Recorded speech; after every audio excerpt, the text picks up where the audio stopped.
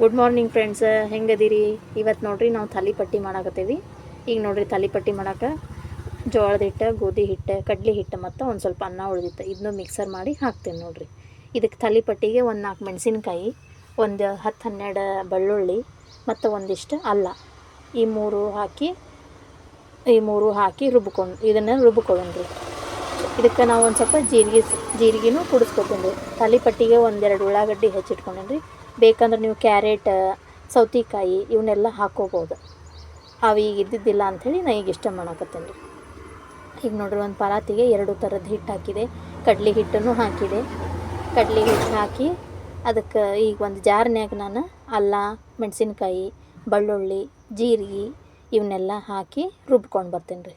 ಈಗ ನೋಡ್ರಿ, ಅದು ರುಬ್ಬಿದ ಮಿಶ್ರಣ ಇದಕ್ಕೆ ಹಾಕಿ ಇದನ್ನೆಲ್ಲ ಹಾಕಿ ಕಲಿಸ್ಕೊತೇನೆ ರೀ. ಹಿಟ್ಟನ್ನ ಹಾಕಿ ಚೆಂದಂಗೆ ನಾದ್ಕೋತೀನಿ ರೀ. ಚಪಾತಿ ಹಿಟ್ಟಿನ ಹದಕ್ಕೆ ನಾದ್ಕೋಬೇಕ್ರಿ.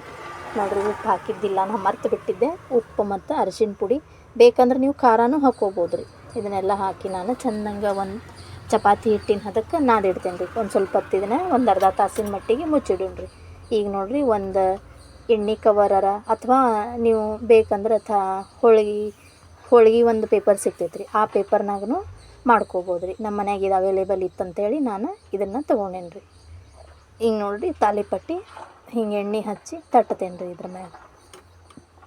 ಹಿಂಗೆ ನೋಡಿರಿ, ಎಣ್ಣೆ ಹಚ್ಚಿ ತಟ್ಕೊಂಡ್ರೆ ಇದರೊಳಗೆ ಎಲ್ಲ ಥರದ್ದು ಹಿಟ್ಟು ಕೂಡಿಸಿ ಮಾಡೋದ್ರಿಂದ ಇದು ರೊಟ್ಟಿ ಚಪಾತಿಗಿಂತ ಹೆಚ್ಚಿಗೆ ಪ್ರೋಟೀನಿಂದನ ಆಕೈತ್ರಿ. ಇದು ಡಬ್ಬಿಗೆ ಹುಡುಗರು ತಿಂದು ಹೋದ್ರಂದ್ರೆ ಗಟ್ಟಿ ಆಕೈತ್ರಿ ಹೊಟ್ಟಿ.